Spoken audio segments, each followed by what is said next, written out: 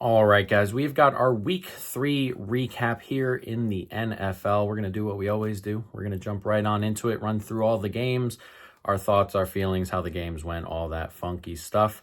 Yeah, it's going to be just like everything else. Today's video, we're going to go through all the games. They're just not going to be in any particular order. Like we start with Washington and Vegas. There's no real order. Normally, it's like order of how I watched it, but a little bit different this time. So no real order, but yeah, we're going to get to all 16. And yeah, some fun games this weekend, some interesting little tidbits floating around as usual. So why don't we go ahead and jump right on into it. Washington and Las Vegas. Washington win this one 41-24. Yeah, it's a bad Raiders team. We've talked about this, and we talked about the defense in particular. If they're not going to get a ton of pressure, they're gonna let up a lot because the back end's really bad, and that happened a lot today. And it's a tough spot for the Raiders defensively, just in general, because you don't know who's playing at quarterback for Washington all week. There's not a ton on Mariota over the last year or two, and by the time you figure out it's Mariota, you're prepping for a completely different quarterback. Now, Daniels is going to run, but Mariota is like a runner, and they're going to put some plays out for him to run more often. And Jaden Daniels, they protect a little bit more. He's a smaller guy, and the game plan's just different. And then you go into it, you find out a day or two before that Daniels isn't playing, and you got to change your game plan just a little bit in terms of how you want to run your defense. And it's tough. It's tough, particularly, again, when the back end isn't very good. So Washington put up 41, and it was pretty comfortable second half. And second half, they were really, really putting it on them.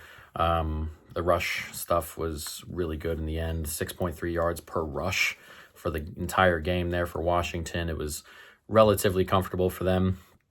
And again, the best part about this Raiders defense is the front. And if the front's not getting pushed, the front's not stopping the run, the front's not getting sacks, these are the types of days they're going to have, and it's just kind of how it is. Offensively, it wasn't that great either. There are spots here for you can attack this Washington defense, and they got some stuff down the field, particularly late, more when Washington had backed off a little bit. So the statistical line looks kind of good, but there were a lot of bad sacks early. A whole lot of really offensively, a whole lot of nothing early, and it was just it wasn't ideal for Las Vegas. And look, this isn't going to be a good football team, and they might have games where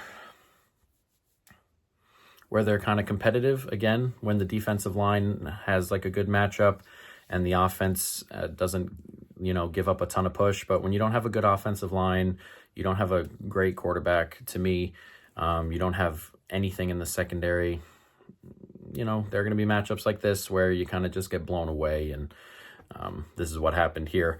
Jaden Daniels was a limited participant in practice today, so I imagine it's just a one and done for Mariota going into next week. And again, I will say Washington's defense got a bit of pressure today, and it's tough to kind of look at it and think, hey, this is going to be a team that gets a ton of pressure. They lose Uche in last week, and it's a Raiders offensive line, so got to pump the brakes slightly.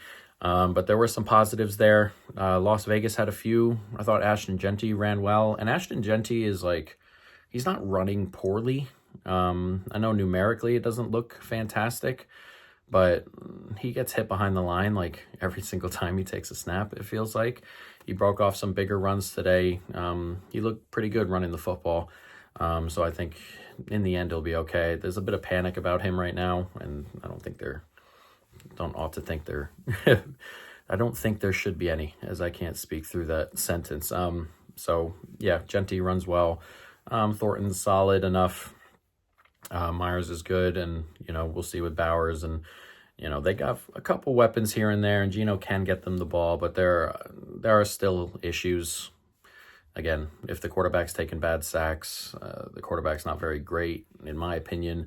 The offensive line's not good. It's going to be tough to get the ball to those weapons all the time. So, there's a foundation here with some good pieces on it. For Las Vegas, it's just going to be a tough year. That's kind of just how it's going to go.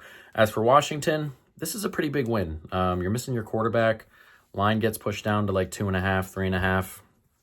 It becomes a game where you expect to win it at the beginning, and then you lose your quarterback, and you're like, man, hope we can get out of here. And you put on a good performance and, get a comfortable win, and the quarterback should be back next week. So that's a pretty big win to get to 2-1 instead of 1-2, and kind of pushing and throwing away one of your good wins. Or one of your needed wins. So a good win there for Washington. Seattle 44, New Orleans 13. I did not watch all the way through this game. This game was over quick. We got, we watched up until about halftime. And again, the game was over very, very quickly. Seattle get the ball. They march right down the field. A penalty in there, but they march down the field, score a touchdown. New Orleans end up punting it. Punt return TD. And then New Orleans end up punting it again off a false start there. Punting it again a little bit deeper, and block punt and an 11-yard TD. So there's like 3 drives worth of any useful information in this game. I will say Darnold continues to play pretty well, which is important. And the defense looks like it's continuing to play well. They're getting, the pressure rate is up there. Pressure rate's top 5, and they don't really blitz. And you're getting pressure from the front 4. They were missing players in the back end. Julian Love, Witherspoon, and the defense didn't miss a beat, which is good. And again, it's the Saints, and we have to temper our expectations about what it's going to be, but we take the positives where we can if you're the Seahawks. And the offensive line continues to play well, which is also very important. This was a unit that looked like at the beginning of the year on paper that it would probably be a bottom 10-ish unit unless some steps got made. And right now they're above average, so they can continue that up. Why not? Keep on rolling. And a couple wins in the bag. They get Arizona on a short week on Thursday on the road. It should be a really, really interesting football game. And they got some things they can work on, but also you're probably not looking at the film here and seeing too much in games that are important. Everything was garbage time. The garbage time started with 4 minutes left to go in the first quarter. So it's an interesting game to kind of, you get off quick and you put the effort out there and get it rolling quick. And that's good. There's not much to take away from the football game as a whole. New Orleans, I thought they punted the first couple times. They moved the ball all right the first drive, and some funky things kept them from moving the football there. And then the punt return happened, and then they were going to go for it on 4th, I believe, and there was a false start in there or a penalty, and that kind of messed it up as well. And that led to a punt and a block punt. So it's not a good offense. There are pieces like Olave's, I like Olave, but he's not getting a lot of downfield stuff. It's a lot of short, quick stuff. Kamara's been decent so far this year, but while the start's been all right, it kind of just unraveled here today. And, again, it's tough to look at the film of 2 or 3 drives and really gather a ton from it. But genuinely, everything after the 21-0 is not useful. And, it's not. The score is obviously horrible, and my cat is an idiot, but it's just one of those things, and one of those games where you can't really take a ton out of, and one of those games where, your special teams does well, and the other special teams doesn't, and the game's over. So, again, this is one of those ones, man. Every once in a while, there's a game like this where you just can't take anything out of it, genuinely, and this is one of them. Kansas City and the Giants. Kansas City 22, New York Giants 9. A big win for Kansas City. They genuinely needed that just to kind of get off the board and make sure an 0-3 start with their schedule coming is really, really difficult. And I don't know if they'll feel great about it. Defense played all right. A lot of that was just on Russell Wilson being really bad. But the defense played all right. Again, you hold the team to 9 points. You feel pretty good about it defensively, despite who the opponent is, I guess. And the offense, again, has issues. It's going to have issues going forward. It'll have issues until the end of time. There are things that aren't going to be fixed by just wide receivers coming back. You would think the play calling is really interesting in a negative way right now. A lot of screens, a lot of short stuff. Again, there's no running game to be had whatsoever, and that's not going to change with Rashee Rice and Worthy coming back. And that's just kind of where we're at right now. Tyquan Thornton played well. He got open quite a few times. He had that drop, or that one he should have caught, and then he kind of just redeemed himself immediately after that. But yeah, the offense is very much Mahomes scrambling, and I don't know how that changes with the other guys coming back necessarily a ton. Again, Rashee Rice should get open, and having a couple more weapons is nice, but again, the play calling is not great right now. There's zero run game right now. Offensive line's okay. The rookie left tackle is playing pretty well, which is nice. And yeah, that's kind of where Kansas City are on offense. Defensively, again, they played pretty well today. A lot of bad Russell Wilson played into how well they played today. Thought the run game for the Giants was pretty decent. Scatterboo had a really good day. And they kind of just, and Kansas City kind of just bracketed up neighbors. And if you bracket up a wide receiver, it doesn't matter how good they are, chances are they're just not going to be super involved. And he got his first catch like in the fourth quarter, it felt like, on something short. They tried to force it to him a couple times, that deep throw that got picked, and some other spots there. But a really bad day from Russell Wilson also. That first and goal sequence where he threw it out of play 3 times, including the 4th down, is crazy. The pick was really bad. He had a bad day, and it will be Jackson Dart against the Chargers next week. So we got something else to talk about with the New York Giants next week when that game goes. But for now, the offense, it's not good. And it's kind of a worry in terms of if you're Dallas, I guess. My first thought when watching Russell Wilson on Sunday night was, man, what the fuck, Dallas? And we saw some what the fuck Dallas this week, and we'll get to that game in a bit. But yeah, that Kansas City game kind of went how we all expected it to go. A low-scoring game, and a Chiefs win, and it got over the line. Philadelphia, 33, the Rams, 26. This was a really, really interesting game to kind of watch happen, because I wasn't watching this game when it was happening live, and you're kind of watching the score and kind of watching how the game's going just on the side there, and you're kind of, man, the Rams are dominant here. They're killing it, and, moving forward, and then they kind of give everything up and then give away the cover at the end for those who had Rams plus 3.5 or Rams money line. Even then, you could feel pretty bad about it. But yeah, really interesting game. That first half, the Rams did their little knuckleball thing that they do, which I expect a ton of teams to do, or I expect everybody to do going forward here. And every single time, the Eagles could not handle it. And every single time they are starting their drives on the 10, on the 15. And it was like drive after drive after drive. And then they'd punt the ball away, and it'd be a really short field for the Rams. I will say, for the Rams, again, they put up 26 here, and the special teams was really good. I thought the offense was not so great. I thought Stafford had a pretty bad game considering everything. I think if Stafford has like a slightly better game here, they put up like 40, but he didn't have a good game, I didn't think. A lot of throws were offline. The running game was okay. I think Corum's getting kind of close to taking a pretty big portion of that job right now. He's playing really well.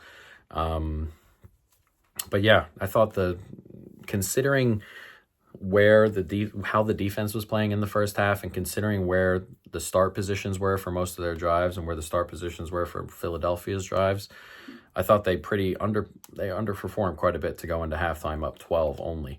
And then in the second half, the Eagles were forced into throwing the football and forced into running a genuine offense. And shock of the day, they were moving the football. Like we've been talking about the offensive coordinator for a little bit, and in the first half, the offensive coordinator was who we think he is.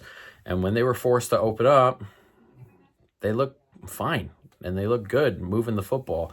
And I don't know if that changes his mind a little bit or not. We'll see next week in Tampa if they're just going to run the same offense they've been running for 10 quarters. But there's potential there for it to be a lot more offensively, I think. And that may just be it may also just be, they're 3-0, it should be stated. It may just also be like college football, like we're going to win the football game, and if we're going to win the football game, why give out a ton on offense? Why not be vanilla? Like, can you stop us running the football? We're better than you running the football. We think we are. We're just going to run it. And it's been kind of tight here and there over the first couple of weeks. And again, but they were forced into it here, and it looked good just having a more expansive offense. So we'll see what that looks like. If they're going to do that stuff where they're going to run the ball a ton if they're going to be able to not move the football, which they've gone through large spurts of doing so far, they're going to be like, again, if the Rams played a little bit better on offense, there was zero chance of a comeback here, and this probably is just a blowout. If you find another team, you're playing Detroit, and if Detroit were the team here instead, or the Ravens or the Bills, or the team getting the football in these positions like the Rams were today, you kind of feel like you're getting blown away here, and you're probably not coming back. And even if you open up the offense in the second half, it's a struggle. And again, we're nitpicking because they are 3-0, but it's a team that just won the Super Bowl and would like to get back and win another Super Bowl, I imagine, is their goal. So you're going to get nitpicked against some of the top teams in the league, and that's just kind of how it's going to go. But there is an offensive coordinator issue, I think. Excuse the dogs. Sorry. A.J. Brown played better today, but he had a lot of contested stuff that he bought in, which is what he's in line to do. It's still a worry to me that he's getting zero separation for the most part, so I'm going to keep a thought on that. They didn't run the ball particularly well, and again, the Rams, I thought defensively were okay early in particular, and then kind of fell apart a little bit when the offense got a little bit more expansive and they pulled some different things out. But that's kind of what's going to happen there. But you got to find a way to win this game. If you're the Rams, you got to find a way to win this football game. And they didn't. And then they have their field goal blocked at the end. It gets returned, and at the end there for some spread and some other stuff. But in terms of winning the game, you got to find a way to win the game. There were a lot of blocked field goals at the end of these football games that caused a lot of different things to happen. But you got to find a way to win this football game. Not good if you haven't. Bills 31, Dolphins 21. This was an interesting one as well. I thought the Dolphins played well here, and I don't know about unfortunate to not come away with a win, or unfortunate to not really be, the score wasn't a little bit kinder to them, but they moved the ball well. I thought McDaniel had a really, really good game calling plays. And the Bills defense is an issue. They're obviously missing Ed Oliver and Milano, but if we are going to do this with the Ravens, we have to do it with the Bills, because again, the Dolphins were moving it pretty comfortably, and they were driving it there to make it 28-28 before Tua's brain melted away. But again, if we're going to do it with the Ravens, who are missing 2 All-Pros on the defensive line, then we're going to do it with the Bills, who are also missing guys. And the back end's not very good, and they have trouble stopping the run, particularly when Ed Oliver's out, particularly when you're missing Matt Milano and stuff. So, again, they struggled with that today. Again, they get over the line.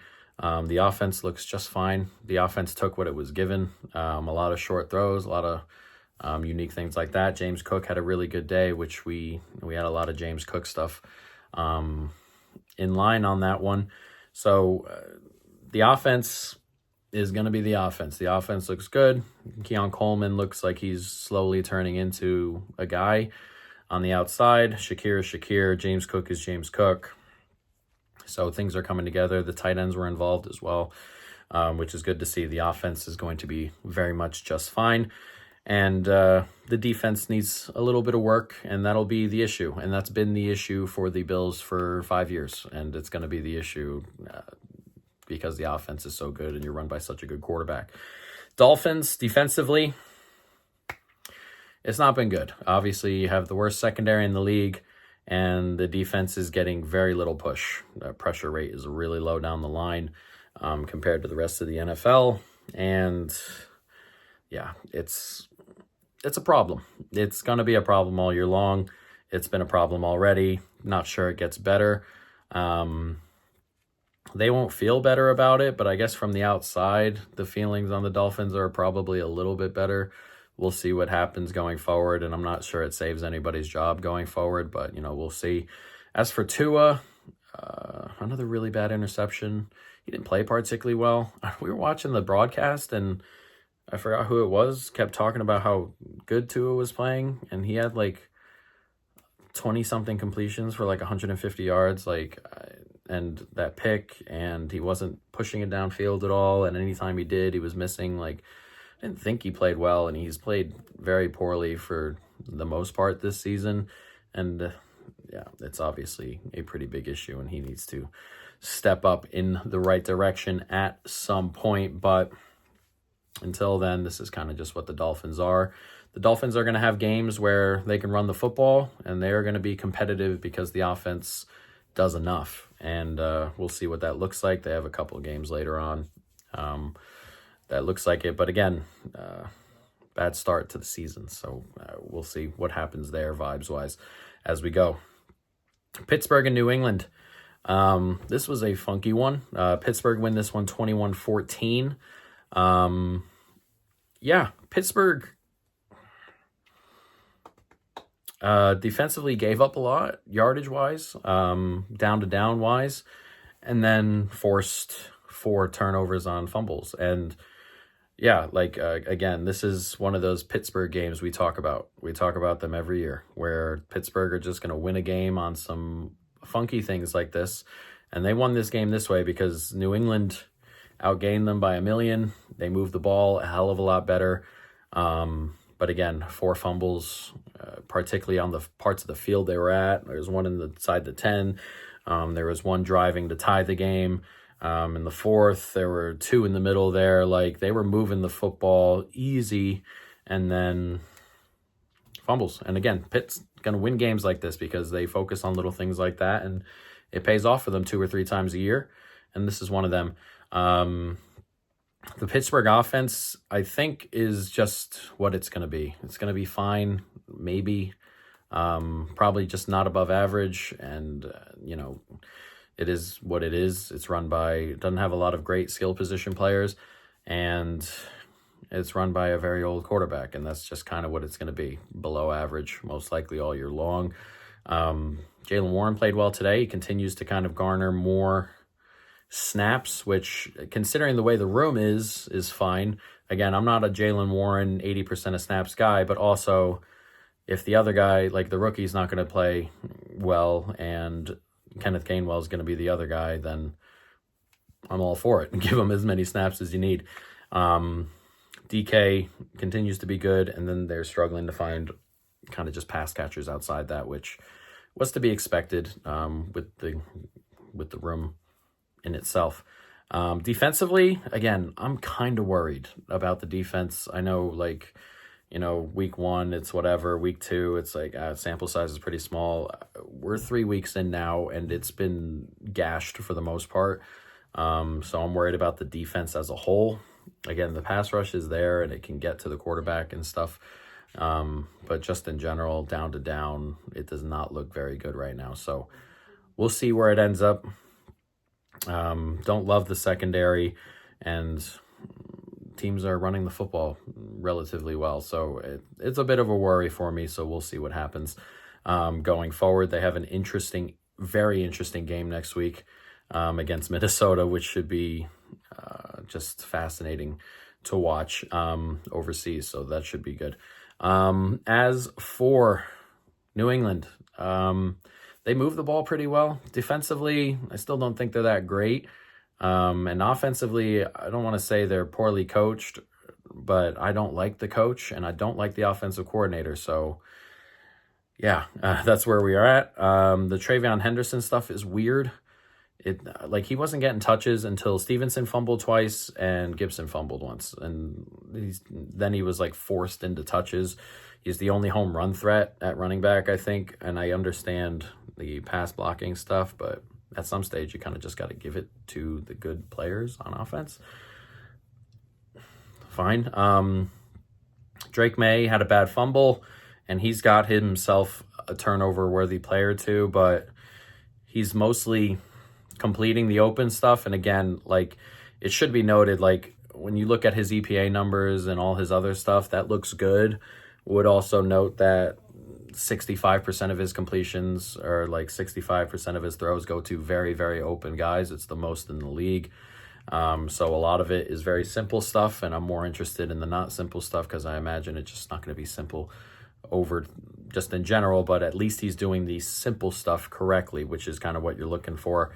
As a base, there are players in the league who don't do the simple things correctly. So just in general, he's playing okay, playing pretty good. I would hold back on the talk of him being like a top 10 quarterback already, which seems to have flown out of Patriots Twitter over the last week or two. That seems a bit premature right now, but again, we'll see going forward. I think the offense could be decent. I don't love the way it's coached, but they can move the football a little bit, I think. So we'll see. On to the next one. Panthers 30, Falcons 0. This was a hell of a score. We liked Panthers this week, but didn't think it'd be like this. So why don't we talk about the Panthers first? I thought the defense played pretty well, kept everything in front of them, which you need to do against Michael Penix in general. They were okay on offense, nothing super great, but in the end took advantage of some of their stuff. Tet continues to be incredibly good, and Bryce, when he's using his legs a little bit like he was today, and when he's getting out of the pocket, again, against some younger pass rushers, that's his best trait. And that was his best trait coming out, pocket awareness, all that stuff. And when you're facing younger pass rushers, it lets him move around a little bit more, and that really helped his game today. So I thought that was all pretty good.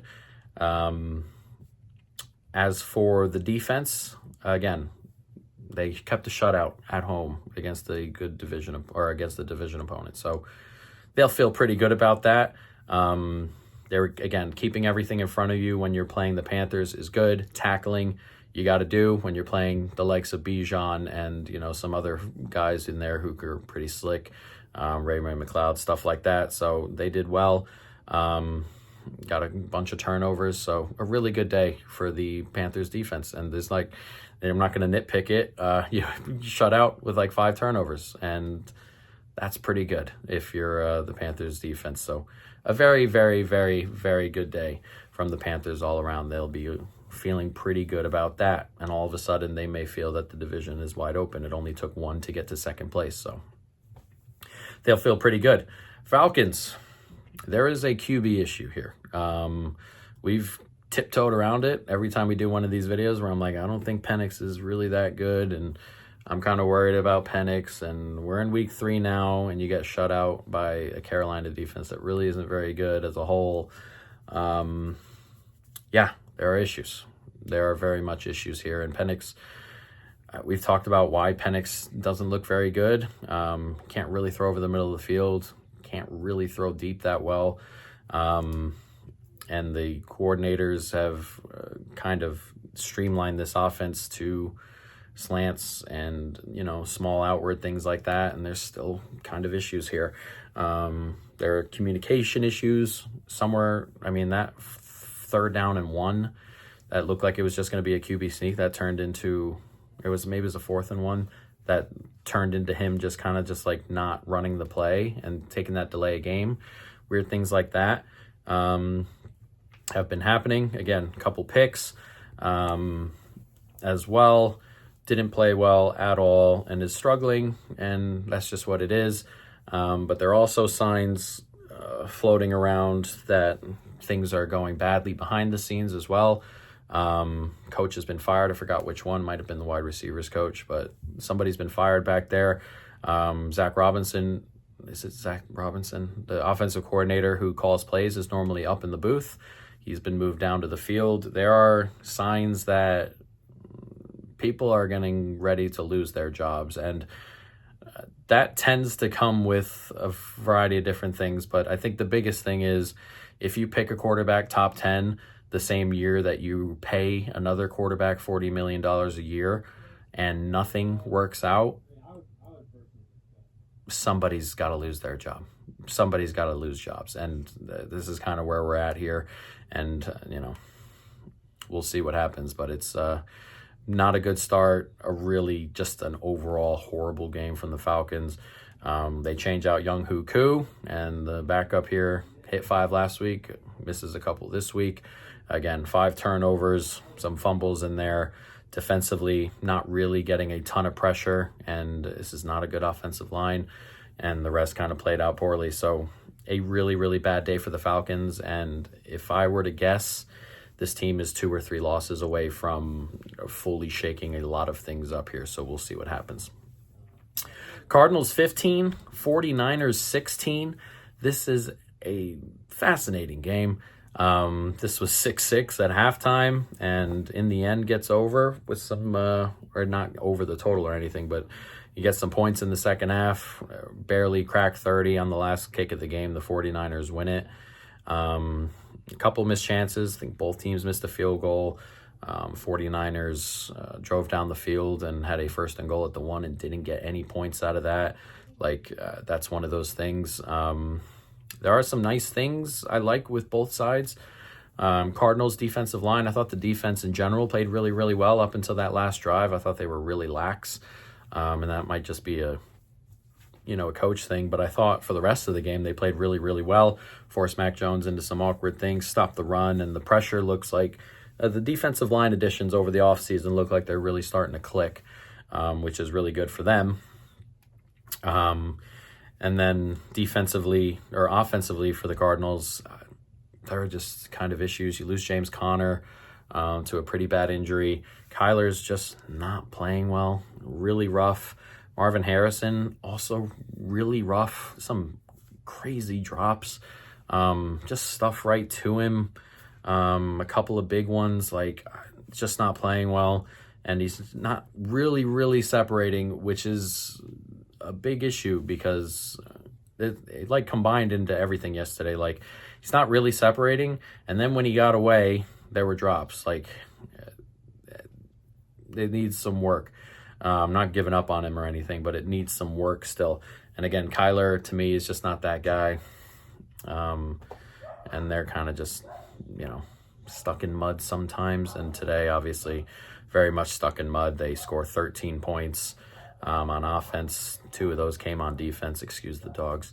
The offense isn't working very well. Now you're down to your backup running back. That's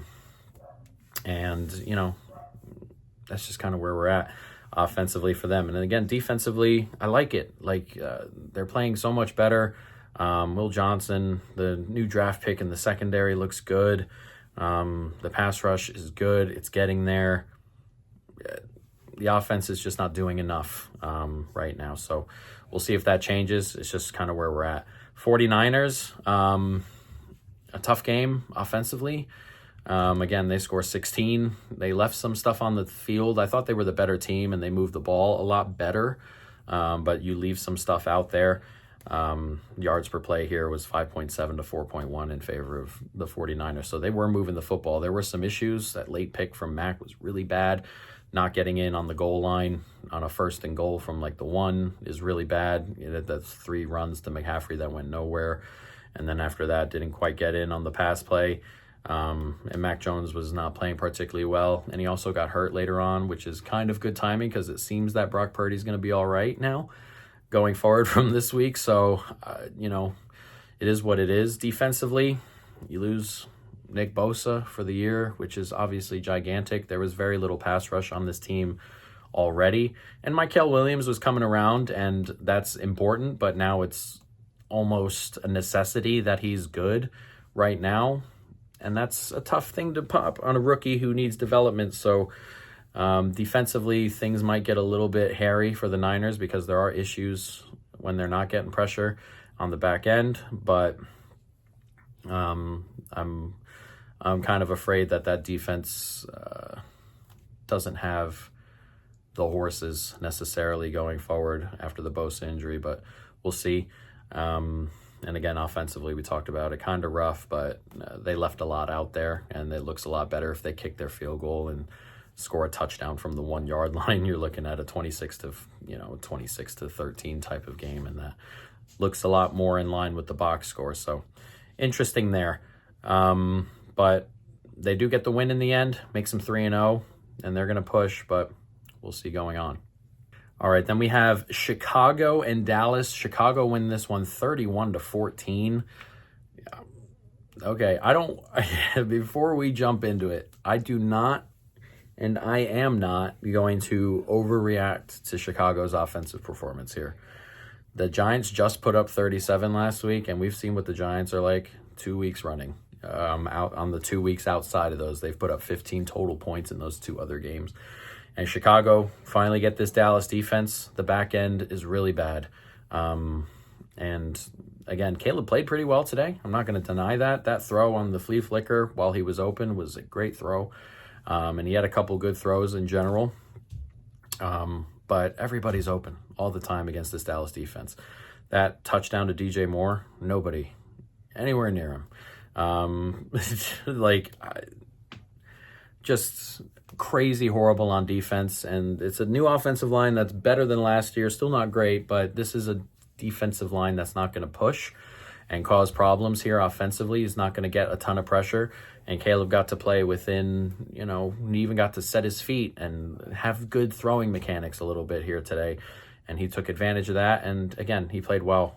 Luther Burden played well. It's nice to see him getting some run and playing well there. Odunze continues to turn into that guy, which we talked about last week. So that's all excellent. And again, you have to, at minimum, look good against bad defenses. And that happened here today. And they put up 31 and looked pretty good doing it. Dallas, a mess. The defense is obviously a huge problem. They get zero pressure. And this is particularly without Bland, but even with him, it's a pretty horrible secondary. And it got torched today. As for the offense, it needs to be perfect to keep up with how bad the defense is, and it wasn't today. They lose CeeDee Lamb pretty early there on a rush. They just handed him the football like he was a running back, and he gets his ankle rolled over, and that looks like a 2 or 3 week thing. I'd be pretty surprised if he's going against the Packers. And obviously just a huge issue from there. Pickens was really bad again today. That drop was just inexplainable, horrible, and it led to a pick. And they had some 4th and goal stuff, didn't quite get there. I know people are like, hey, that fourth and whatever pick in the end zone, that's not a negative on Dak. That stuff, you get pressure in your face, you got to get rid of the football. What happened to Dak is what Russell Wilson should have done. At least throw it up there on 4th and goal, because it's a turnover anyway. You might as well get it up there and give your guy a chance. Didn't get there, but you have to throw the football there, and he did and got picked, and that's just how it is. But that's not like a negative on Dak. I thought Dak was fine, but not great or anything, obviously. But they really shot themselves in the foot losing Lamb. They ran the ball okay. They ran the ball fine, and then it gets just kind of taken away. There was some silly turnovers in this one. Again, they turned the ball over at least 3 times, and they were all ridiculous. The Pickens drop, and then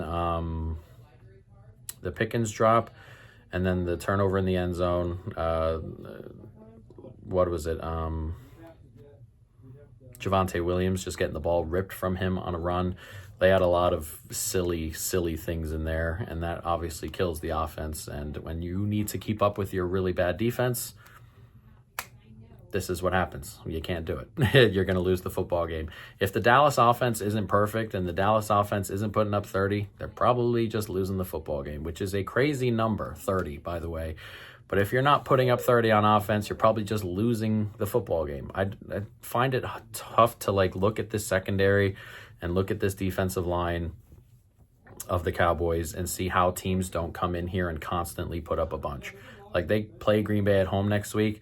I'm struggling to see, outside of Jordan Love becoming old Jordan Love, I'm struggling to see how they don't put up 30. And are Dallas going to put up 30? Probably not against that defense. And it's obviously a gigantic worry, and it makes me worry that this team just probably doesn't get to 500 this year if they're going to lose games like this. So not a good day from Dallas. A good day from Chicago. The defense will feel good. A bunch of takeaways, opportunistic takeaways, I will add, but takeaways, and they held Dallas to 14 points, and they'll feel good. Obviously, they lose a corner last week, and it's going to be kind of tough for the rest of the year, but to get that first game out there and do it in a good manner and play well, they'll accept that, and they'll take that every day of the week. And Caleb played well. Again, the offense played well, and I'm going to hold back on the offense, in general, because of who they were playing, but you have to at least perform against these kind of defenses, and they did. So they'll feel good about that. Next, we have the Monday night game. Lions 38, Ravens 30. This was a fun one. The original thought when we made our bets, we made one bet, or we made two bets, but one was more of a proppy type thing. But our bet ended up being both teams to score 7+ in the first, or in both halves. So Lions score 7, Ravens score 7 in the first, and then they both score 7 in the second half, which was very comfortable as they scored 7 in each quarter, both of them. But it was originally Ravens points. I think the Ravens can score points here. They did. But when you see the injury report, and you don't see Madubuike in the lineup, and you don't see Van Noy in the lineup, then you pivot a little bit, because that is 2 gigantic losses for the Ravens defensively. And it's tough to long term, I think they'll be perfectly fine. But they look like they're going to go through a 3 or 4 week stretch here without both. And that is a problem, because they cannot do anything to stop the run. And the back end is probably not good. The only guy playing well in the back end is Kyle Hamilton. Humphrey's not playing particularly well. But also, again, today, 0 pressure whatsoever on an offensive line that's interior, hasn't played well really all season, and you can kind of get at, but that's where you miss Madubuike, that's where you miss Van Noy. So again, bad matchup here for the Ravens, and it showed as the Lions put up 38. And again, the defense has problems right now, and it's going to be very similar to the Bills. We spoke about this with the Bills. If we're going to do this with the Bills, we're going to do this with the Ravens. You got to be better than that despite losing your guys, but until those guys come back, it looks like this Ravens defense is probably just not going to be very good. And we'll see going from there. But the Lions also are a really bad matchup and really took care of it. Rushed for 250. If you can't stop the Lions running the ball, they're just going to run it down your throat over and over and over again. So they did that. Goff looked good. The wide receivers, just the talent in general is really good. Again, we spoke early on the Lions and said that the drop-off coordinator-wise wasn't going to be so heavy because of, even if the new coordinator wasn't as good at calling plays, the talent is still there, and they are filled to the brim with talent on offense. So if they can run the football, they're going to be just fine. And obviously that's the issue. They're going to play the Browns next week, and I'm really intrigued to see what that looks like, because the Browns have Myles Garrett. Mason Graham on the interior is killing it, so I'm interested to see what that looks like against another really good defense like they did with the Packers early. They'll be at home, so they'll hope to win that one, and they'll be comfy favorites, but I'm interested to see what that offense looks like, particularly in that first half against that defense. But very much a mismatch today, and they took advantage. We put up 38, and they'll feel good about that. Defensively, we thought the Ravens would score points here, and I thought the Ravens did score points. The Ravens do have issues on the offensive line, the two guard spots in particular, and the Lions were getting pressure, but it should be noted that Lamar was also, a lot of those sacks were on Lamar, and that's not necessarily like Lamar's got to get better at that thing. Lamar is so used to getting pressure and getting out of pressure. But they were tackling today, 7 sacks, and that's going to cost you the game. You can't do that offensively when the opposing team is putting up 38. You got to be methodical up and down the field. And again, I thought they moved the ball pretty comfortably most of the night. And then, it's 2nd and 8, and you take a 7-yard sack, and the drive's kind of done. The sacks are going to kill you, and they killed them in the end. Another Henry fumble. I have no idea what's up with that. Again, it was another really good play, but it's 3 weeks in a row now where he's fumbled, and 2 of them have been at really, really bad times. They have the ball. They've been been giving up points here and there. It's 28-24, and they have the ball with a chance to go take the lead, and it's another fumble from Henry. Very similar to the fumble against the Bills week 1, where they're in position, they have the lead, and they're driving here to kill the game off. Fumble. They've been some bad fumbles from Mr. Henry so far. That'll obviously have to be fixed. Lions defensively, again, they got their sacks in today, but for the most part, they haven't gotten pressure all year, and they're going to face some better offensive lines going forward. Glad they're getting their sacks and getting all that in today, at least showing that they can get those things. Still think it's going to be a little bit of an issue going forward, and it needs to be, because I don't think the rest of the defense is that good. Terrion Arnold is still not really clicking, and that's obviously a huge portion of your back end as a starter. So there are some issues here on this defense. Again, the Ravens scored 30 the Ravens had 7 sacks and a turnover and scored 30 anyway. So those things, obviously the last 6 came on, garbage time stuff, but they're moving the football, and teams have been moving the football on Detroit for the most part. So there are going to be some issues at the back end on the defense. But if they're getting pressure and they're converting their pressure, that helps them quite a lot considering this offense. But the Lions have a very intriguing game next week. The Ravens also have an intriguing one as they go to Kansas City. And we'll see about the health of their 2 guys. They're questionable right now, but my thought is that these guys are going to miss another couple weeks. So we'll see what ends up happening. But somebody's falling to 1-3 next week between the Ravens and the Chiefs, which will be pretty funny. All right, next we have Minnesota and Cincinnati. Minnesota win this one 48-10. This was over very, very quickly. We spoke on streams and stuff, because I don't do a preview for these. We spoke on streams and stuff about the idea that despite the fact that he's gone against this defense before, that with no run game, with no offensive line, Browning being mistake prone and going against this defense could have very, very bad problems. Well, they turned the ball over 5 times, and you can't do that. Doesn't matter who is quarterback of the other team. Wentz was the quarterback. He didn't have to do a lot, only 20 throws, took some not so good sacks, and Wentz is probably just not going to be very good just in general, but he's got talent around him. They get through today. Addison should be back next week. JJ is obviously very good. Jordan Mason, who I really like, went for 7.3 yards a carry today, over 115 yards on the ground, a touchdown. Very, very good. And there are some weapons there that should take some pressure off of Wentz, and if Wentz is just not crazy awful, then they will be competitive for a little bit. So we'll see what happens. Defensively, again, very, very good. You force 5 turnovers. Isaiah Rodgers had a great game, fumble return, pick 6. He was the only player ever to have a 99.9 rating on PFF for a single game, which is cool. But the defense is so well coached that, it's tough to see bad offenses really succeed here against these, and giving up 10 today was very much in that vein. Minnesota, again, it's nice that they have Darisaw back. That's a big portion of it. The offensive line had not been playing particularly well, and to get your, genuinely really good left tackle back is huge going forward. Cincinnati, it was just a bad matchup and a bad thing here. They are creative on the blitzes. It's a bad offensive line. You got a quarterback who makes some mistakes against this defense with these types of coverages, turnovers.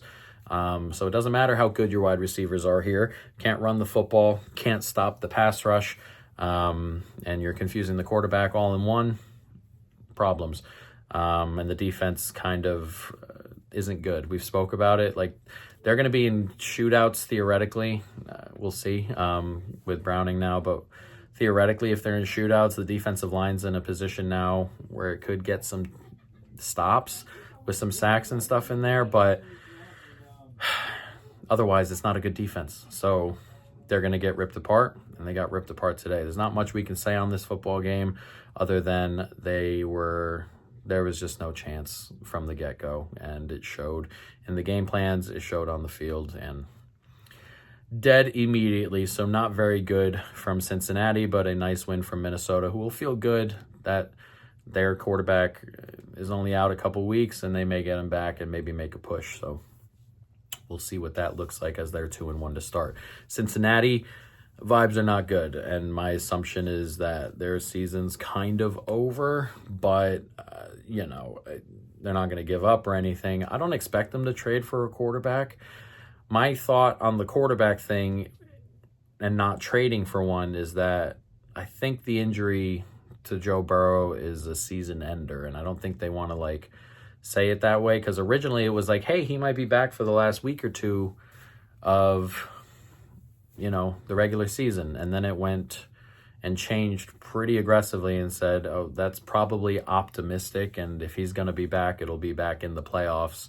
My assumption is that he's just not coming back this year, and it's obviously a huge blow, but if that's also the case, the team's not good enough to go find a quarterback, a Jameis Winston or anything like that, to put out assets, future assets for what is probably still, even if you get a quarterback in, a 7-10 type of year. So that's my thought. I mean, they may do it, but I guess if I were running the organization, I probably just wouldn't, and we kind of just have to take our medicine this year and see what happens, but a very awkward spot for them to be in. Chargers and Broncos. Chargers win this one 23-20. This is a very, very deceiving kind of game. This is one of those ones where you got to watch it. You got to look at the box score and be like, hey, man, what happened? How was this game close? This was pretty dominant from the Chargers.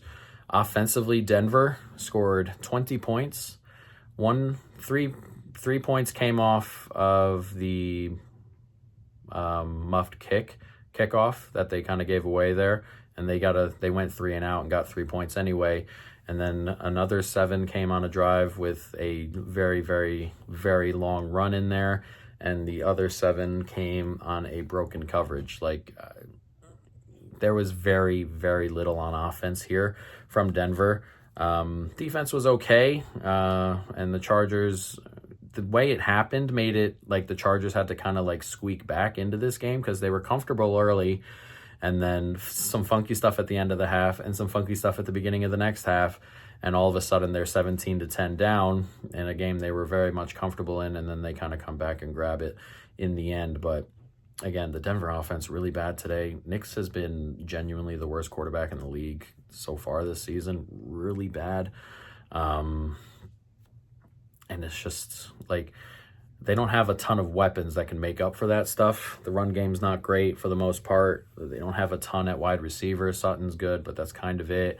The offensive line's been really good, and this stuff is still happening offensively, so it is a gigantic problem that they have. Defensively was solid, a little bit better, I thought, today, but there are still some issues. They're getting pass rush today against an offensive line I think has a lot of issues, is an issue, but they're going to get pass rush. There's a good pass rush unit. Secondary is not playing particularly well. Surtain is hurt. Either he's hurt or whatever, but he's getting targeted on purpose and playing like pretty poor. So that's obviously a gigantic issue.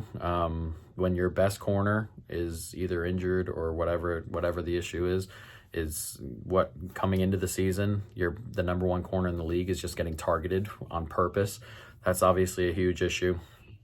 Again, the Chargers defensively are well coached. Don't love a ton of the talent here, but they're definitely well coached and playing really, really well at the moment.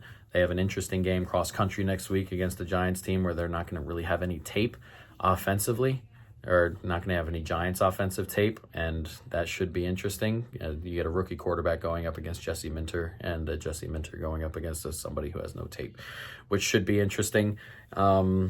Offensively, the Chargers were fine, I thought, today. Again, I think the Chargers offense is slightly overrated right now, and they've put up, they've gotten some wins and they're 3-0 in division, but also I'm down on this Denver defense and I'm way down on the Raiders defense, and they didn't play particularly well there. And Herbert is good, and like he'll pop. I mean, that touchdown throw to tie the game up is just unbelievable. Just a genuinely crazy throw. But the run game's not particularly great, and the offensive line has problems, particularly against really good defensive lines like Denver have, and it's a struggle sometimes here and there. So I don't think this offense is like clicking necessarily, but it's nice to see some things moving in the right direction with them. If the offensive line can play well and they can get the running game going, the rest of it's pretty good. Quentin Johnston's playing well. Keenan Allen's come in and has been a nice spark here.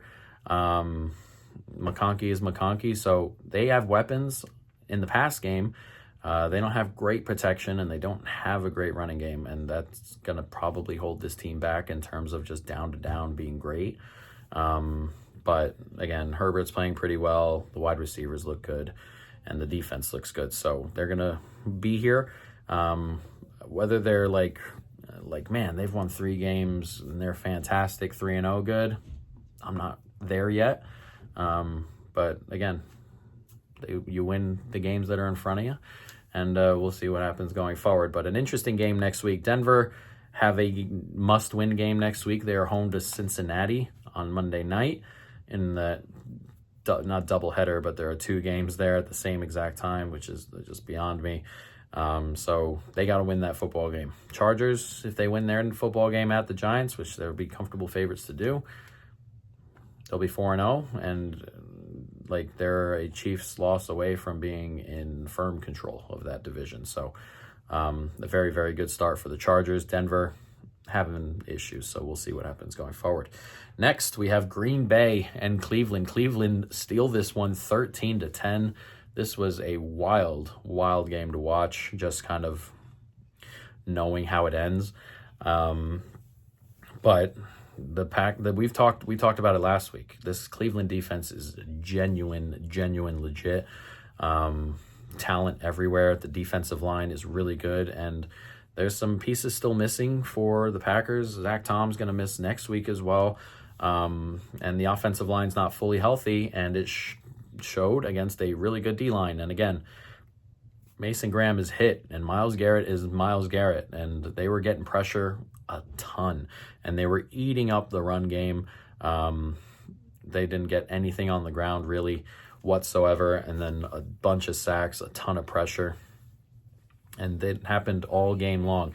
And we said, man, the defense, like we said it last week, if the offense can kind of keep pace with somebody and get into the second half, then it's going to be difficult for somebody to pull away. And that's what happened here. The offense didn't do anything, but the defense kept it tight. And it was a game in the second half, and they didn't fall away in the second half because the game was over. They were in a game, and they kept pounding and kept getting back there and kept keeping it close. And eventually the Packers go 10-0 up, and you think maybe that's it. And then the offense gets a field goal. And then Jordan Love with Jordan Love has those plays, and we talk about him all the time, and we think maybe this is the year he gets away from him. Doesn't quite get away from him today as he throws a really horrible interception. Gets brought back. It's 10-10. Then they drive down the field, and you think they're going to win the game here. Blocked field goal and a field goal to win it on the other end. It was a minor miracle that Cleveland won this game, but the defense is good. It's good. It is good. The offense, not so good, and they're playing a really good defense, it should be noted. This Packers defense is really good, but it's also not it's a really good defense going up against a really bad offense type vibe. And again, they get a bit of luck. Well, I guess a little bit of luck as Love throws that really horrible interception. They get the special teams play, and they win the game. And that's just how it goes. When good defenses are good, they're always in the game. And they were sticking around, and then they win the game late. Packers will feel bad. Again, they got nothing offensively today. Can't execute the field goal to win the game. Love with a really bad pick. Could not run the football at all. Just really difficult for a Packers offense that's missing some stuff on the line and missing some stuff at receiver and things like that. But again, there is defense held them to 0 for the first 56 minutes of this game. You got to win that football game. So again, a bad day for Love, compounded with that really horrible interception. Golden's getting a lot of nice touches and stuff like that, so we'll see what that looks like going forward. They're going to play the they're going to play the Cowboys next week. A bit of a revenge game for Micah Parsons, and probably a defense that Mr. LaFleur won't have an issue scheming against. So I think they'll be back on track offensively next week, but yeah, not a good day this week. And a really good win for the Browns, and just kind of get things, feeling good over there. There are issues, again, with the Browns. The offense is bad, and they're struggling to run the football because teams pile in the box, because that's the Flacco thing, and they don't really have a quarterback type thing. And again, there are some decent things there as Tillman's kind of getting going, and Fannin looks good, but the offensive line's not very good, and you have an old quarterback who can't move, and a run game that's really not going anywhere, and it's really tough offensively. But defensively, keeping them in games. Next, we have the Jaguars and Texans. Jaguars win this one 17-10. Yeah, it looks like this offense for the Texans is just, it ain't going anywhere. These don't feel fixable, these issues. The offensive line is really bad. They cannot run the football. And Stroud is just kind of continuing to regress. And again, we talked about the idea that we can have a whole video on just why that is the case. But when you continue to put your quarterback in these situations where he's having to, run for his life every time and play hero ball and stuff like that, and the play calling is not good, and you can't run the football, he's going to pick up some bad tendencies, and he continues to just not play very well, missing throws, stuff like that. So there's a whole lot of bad on this offense right now. Nobody's playing well. Nico got his yards finally the other day, but nobody's really playing well on this offense. It's poorly coached, poorly managed, poorly called, and the product on the field is also just bad. Offensive line's horrible. It's going nowhere. That's not getting better. Running game, horrible. That's probably not getting better. Even if Mixon came back, it's not getting better. So, it's in a really, really bad spot. That being said, the defense is excellent, and they still had a chance to win this football game. They have the ball up 10-10, fumble in the field goal range, and the Jaguars go down and win it right at the end here. And, the defense is very similar to Cleveland. That situation over there, where if they're tight in games, they're going to keep playing good. If they're going to be out of games, it's probably just going to fall off at the end. And there's a world where at 0-3, where the offense is doing nothing, where the defense kind of just gives up on itself. And that happens every year. It happened to the Jets not so long ago, where the defense was excellent, and week in, week out, they're holding teams to 15 and 16 and 14. And week in and week out, they're playing well. And week in and week out, the offense is losing them football games. And eventually, they just kind of gave up. And we'll see what happens with the Texans here. It's been a really bad start. And my assumption is that people start getting fired in Houston relatively soon. We'll see. Jaguars, on the other hand, the defense is playing well. They're getting pressure. continuously, which is nice. Trayvon Walker's resurgence, or not resurgence, but just like his breakout is really helpful, because you have Josh Allen on the other side who's really good, and now teams can't just double team Josh Allen and hope to kind of keep them at bay. They're getting pressure, getting to the quarterback, finishing. That looks really, really good. Devin Lloyd is having a career year. We spoke in our preview that Devin Lloyd is just, all he has to do is up his coverage grade a little bit, and he is a top 10-5 linebacker, and he's playing like that right now, playing really, really well. Secondary's covering pretty well. So the defense is playing well, and they'll hope to continue to play well. You're looking at if this defense was above average, it'd be slightly unexpected, and it would put the offense in a position where it doesn't have to be that good, but it's well coached, at least on offense. There are issues. Trevor's playing okay. I think Trevor's getting a little bit extra slack because of the offense right now, though a lot of it is attributed to drops. Like, he's not perfect and not playing like at a top 10 level or anything, but like he's not playing like at a bottom 10 level like some of the people are out there are saying. There are a ton of drops. Again, Brian Thomas with some really horrible drops again today. They had 7, I think, total, and some really significant ones, third downs, things like that. So we're talking like if you're not dropping the football and you're just catching the balls you should be catching, this is a blowout probably here in Jacksonville, but not to be the case. They had to go down the field late and score, which they did, to win the game, and the defense stood up. So they're playing really well right now. They have a game in San Francisco next week that is really interesting after the Bosa injury. Really interesting football game, that one. So we'll see what that looks like next week. But again, I thought they played all right. And again, they're mental mistakes here in Jacksonville right now. The offensive line is playing well. And, again, they want to be better. And I would expect that is what they want and what they're trying to get to. But for now, they're playing pretty well defensively, and they're playing pretty well offensively despite all the mental errors. So there's a higher ceiling here, I think, than necessarily shows right now. 2 more. Jets and Bucs. Bucs win this one 29-27. This was a really interesting one. This one ended up having a crazy ending. They're up 6, the Bucs, and they go to kick a field goal, and it gets blocked and returned for a TD. Another one that gets blocked and returned for a TD. Is like 4 this weekend, or 4 blocked field goals that swayed games in the witching hour.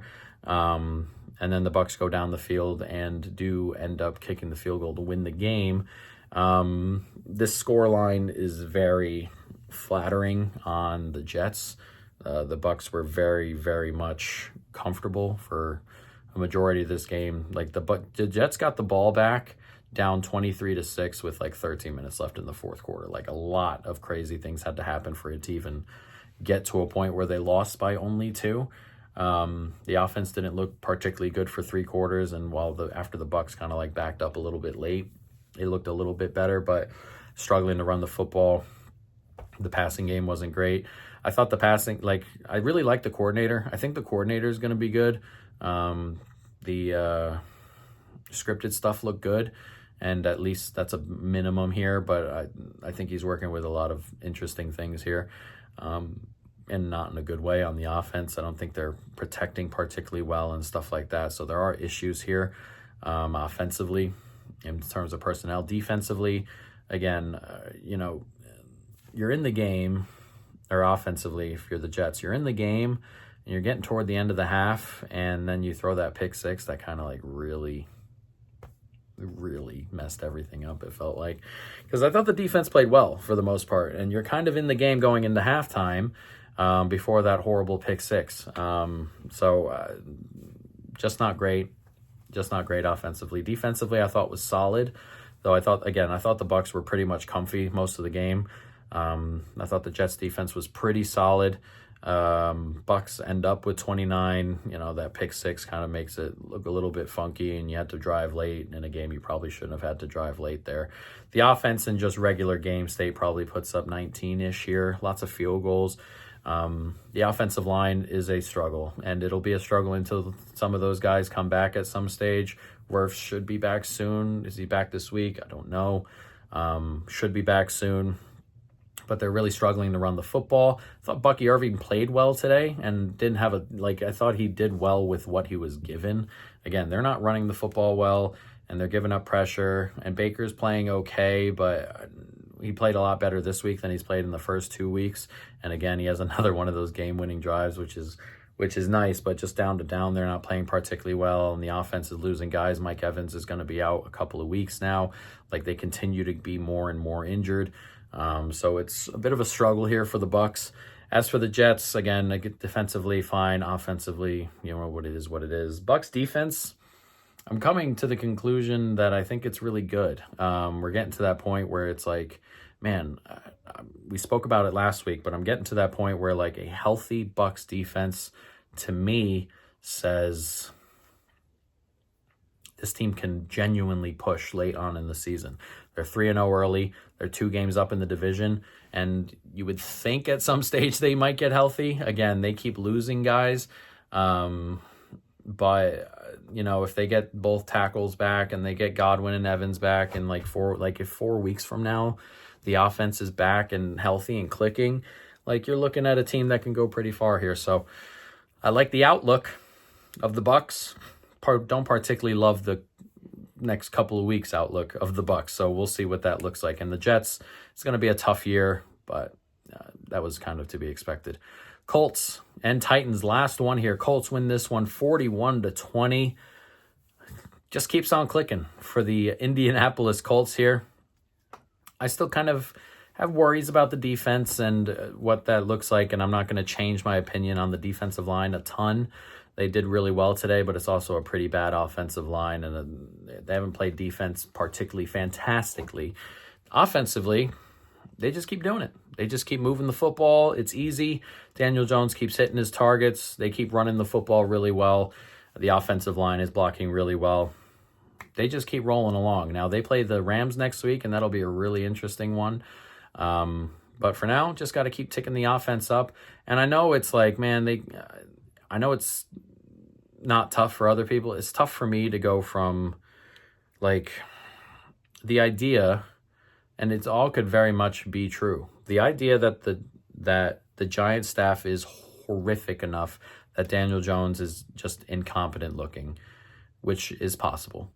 And then that has to be the case. And then Anthony Richardson has to be actively horrible, which I think is the case, to be perfectly fair.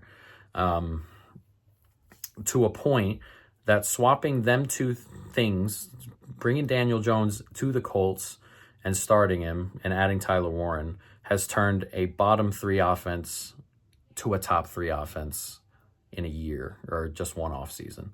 I'm having trouble logically with that connection. And again, it's not that I don't think it's possible, but we're talking a giant jump from a quarterback that showed zero life in New York, and a quarterback that people were not wanting to give up on in Indianapolis, and just swapping that and adding a good tight end, a really good tight end for what it's worth, and just making that kind of leap. It's still difficult for me to wrap my head around logically. And again, it can be very true, and I'm not betting Colts games. I'm just kind of letting it happen and letting them continue to shape my opinion. But they continue to move the ball very, very comfortably. And the running game is really good, as we said, and it's going to continue to stay really good as long as the offensive line stays healthy and Jonathan Taylor stays healthy, because Jonathan Taylor is a top 5-6 back if at worst, and the offensive line is very good. They have weapons. Pittman's good. Downs is solid there. Alec Pierce is playing well right now. And again, Tyler Warren looks like he's already a top end type of tight end. So all those things look really good. There's talent, and they continue to score points pretty much unequivocally. Nobody's stopping this team scoring points right now. So while they're doing it, you got to keep moving them up. Despite how crazy it may seem. Titans offensively, issues, and there's issues are starting to kind of pop out. That first drive that ended in that really horrific pick six. And then it was a struggle. They had like 6 points after 3 quarters, it felt like. They were really struggling to move the football. They can't run the football. The offensive line's bad. Cam Ward is doing Cam Ward things, which means he gets out of the pocket and does a whole bunch to escape, and then also takes horrible sacks, and he's thrown some bad passes. A lot of his passes over this game weren't not like horrible like interception passes, but just like off target and stuff like that. He didn't have a good game. And then it's an issue. And then Callahan is relinquishing his play calling duties. I don't think that's going to change anything, but this is probably the beginning of the end for him, which we kind of expected coming into the season, but it's starting to show now. So things are kind of falling apart in Tennessee a little bit, and the Colts keep on chugging along. Now, the defense for the Titans is okay. I think the defensive line is okay, and Simmons is playing genuinely at an all-pro level. He has been incredible since the start of the season, and obviously he missed last season, so for him to jump in and just be ready to roll and playing at this kind of level has been really nice to see. The rest of it, it's an issue. They can't cover very well, and that's obviously huge. They can't stop the run particularly well. There are going to be games maybe where the Titans play some bad offenses and they're in the football game a little bit. But when you're playing good offenses like the Colts have been to start the season, number one, you're probably not going to hang. Two, you can't spot them 7 points right at the beginning of the football game. And it's tough. It's tough for where the Titans are, and there's going to be some change there, I expect, at some stage, and some growing pains with Cam Ward over the first year or two. So we'll see what that looks like. But the Colts keep on chugging. Incredible there. So they are in line with the Jaguars now, 3-0. They look like those two are going to be the ones fighting for that division. So should be an interesting race, guys. But that's it. There we are. Another weekly recap. And should be an interesting week next week. There's some good games next week. Some interesting ones. We get the Ravens going against the Chiefs. Loser goes to 1-3. We get a bounce back spot for the Packers against a pretty bad defense. What else? Bucs Eagles should be interesting. I wish that was later on in the year with everybody healthy, but Bucs Eagles next week. Niners Jags should be interesting. Division game on Thursday night. Cardinals Seahawks, Colts Rams. There are some good games next week, and hopefully we learn a little bit more. And that's all we're trying to do week to week here. So that's the end of the video. Appreciate you guys, and on to next week.